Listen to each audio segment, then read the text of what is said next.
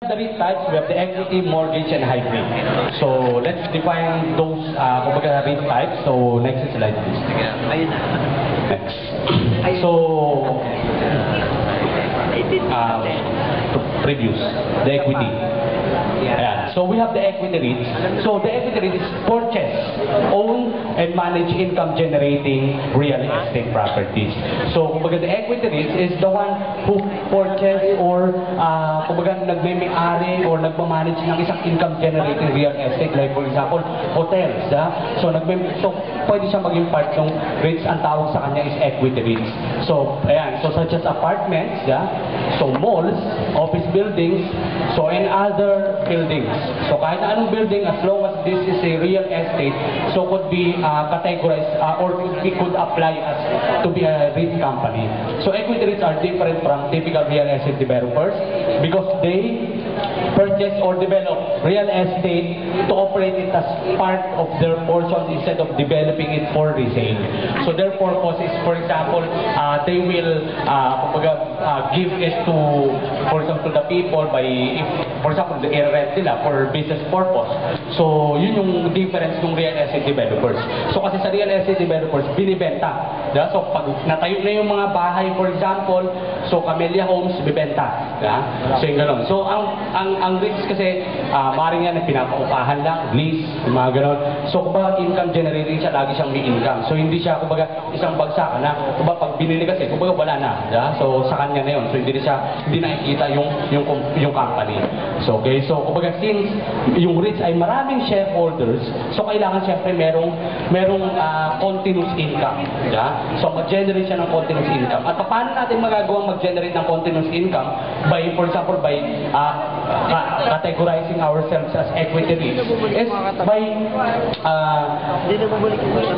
kumbaga magparenta ka or magpa-lease ka ng properties.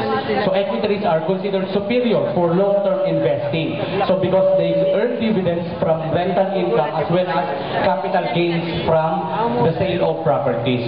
So kumbaga in equity REITs, if for example the owner of REITs decide to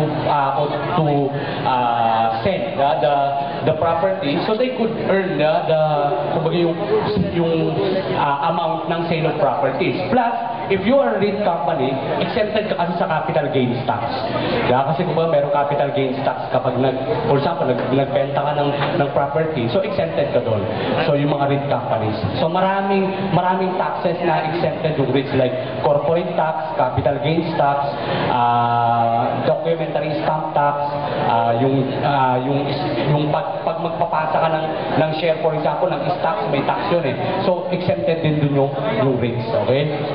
So next, mortgage REITs. So mortgage REITs, part din siya ng REITs or type of REITs kasi kumbaga loan money for mortgages to real estate owners or purchase existing mortgages or mortgage-backed securities.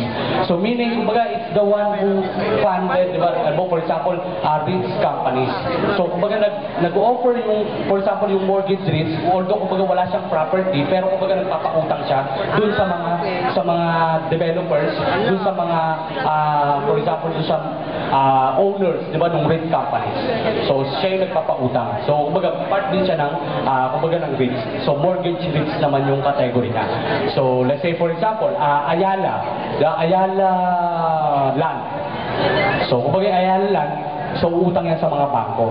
So kayo mga bangko, pwede rin sila mag-apply as, or kumbaga mga finance companies, pwede rin sila mag-apply as kumbaga part ng REITs. Kasi nga, kumbaga hindi nga sila direkta na nagtatayo ng building, hindi sila direkta na nagmamanage ng building, hindi sila yung nagpapaupa, pero sila yung nagpapautang. Okay? Sa kanila nang gagaling yung pera. So yun naman yung mortgage REITs. So their revenue is generated primarily by the interest that they earn from mortgage loans. So they could have also shareholders, they could sell stocks.